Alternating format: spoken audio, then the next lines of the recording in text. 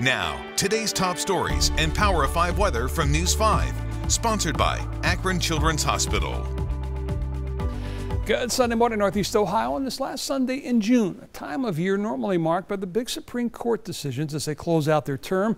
This year, clearly no exception. The issue of abortion is indeed an emotional one, and when the High Court decision came down Friday, those emotions were full on display. Abortion is healthcare. Abortion is a right.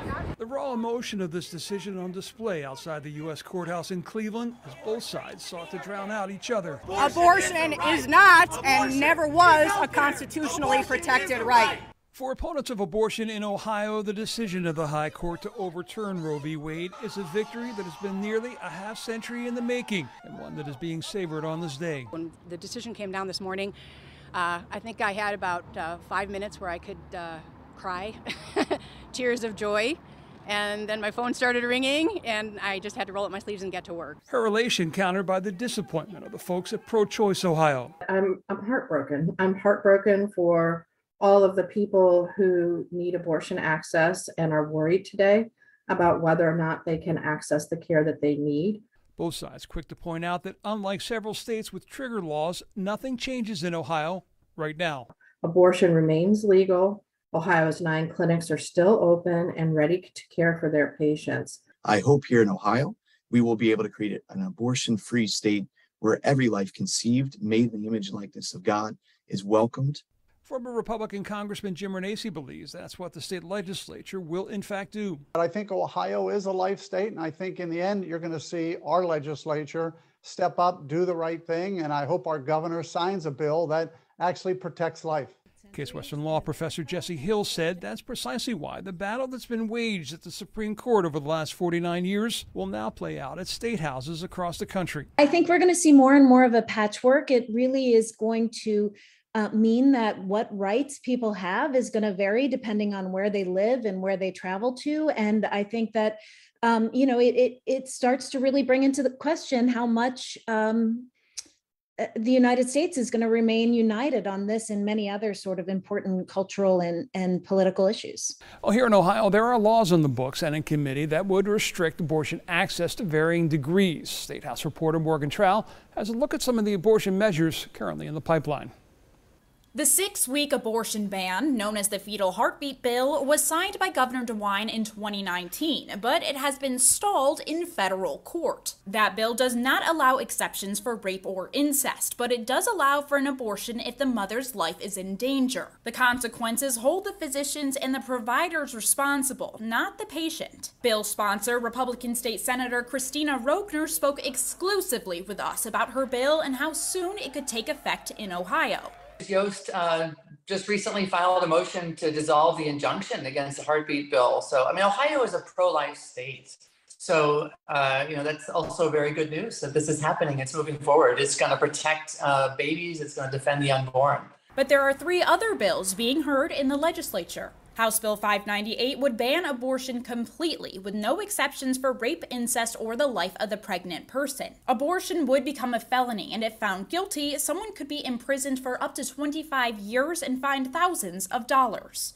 The next is House Bill 480. This goes a step further than House Bill 598. It would encourage the public to report abortions and will award the people who report $10,000 for each abortion confirmed. Then there is House Bill 378, which would require physicians to provide materials on an experimental and not scientifically proven abortion reversal process before the patient takes the abortion pill. The pill is only able to be taken up to 12 weeks after the last period. Under this bill, if physicians don't provide this information, they are liable to be sued and can receive prison time, thousands of dollars in fines, and felonies. And coming up next on This Week with George Stephanopoulos, a closer look at the impact of Friday's High Court decision.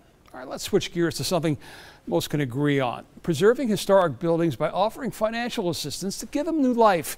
The state of Ohio this week announced nearly $40 million in tax credits to help rehab 38 historic buildings across the state, including several right here in Northeast Ohio. The stage will go right across this section here, and there'll be monitors up top. Stephanie Mercado shares the vision for this historic building on Broad Street off Elyria Square, building that served many purposes over the last century and a half, but will soon be transformed into something they couldn't have imagined in 1873, a 173-seat esports arena. It's pretty mind-blowing to think that this building was originally constructed in the 1870s, and now here in 2022, we're repurposing it for using cutting-edge technology. The building will also include offices, studios, apartments, and more. A $36 million transformation in all, aided in part by $2 million awarded this day from the Ohio Department of Development in the form of historic preservation tax credits. These tax credits are extremely important to these types of projects because in many cases they wouldn't be able to get done without these tax credits, and also sometimes additional tax credits that can be received on the federal side. In all, nearly $40 million in tax credits were awarded this day, money that's paid only after the projects are complete. Together, the 38 projects in 16 counties are expected to draw more than $500 million in private investments. Back in Elyria, this is the city's first ever historic tax credit project, hopefully, the mayor says, with more to come. We're a post-industrial city over 200 years old, and most of our history has built who we are, and this gives us an opportunity to take that history and move us into the future. With Democracy 2022, I'm John Kasich. Enjoy your Sunday.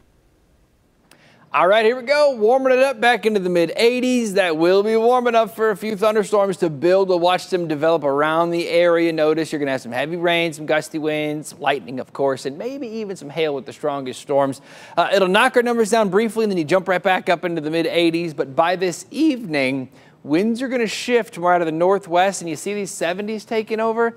That's what it's going to be the next couple of days. 60s at night, 50s Monday night, but 73 Monday afternoon. Gorgeous. Got to get through today's thunderstorms, but it's going to get gorgeous to start off the work week. It does not stay gorgeous, though. I got a slim shot at rain on Wednesday with a warm front that's rolling in here. That warm front brings us some humidity and some hot temps. We're back near 90 degrees late week with heat index readings into the middle and upper 90s, and another shot at thunderstorms getting towards next weekend. But that's next weekend. Enjoy today's heat while we got it, and watch for storms. Sponsored by Akron Children's Hospital.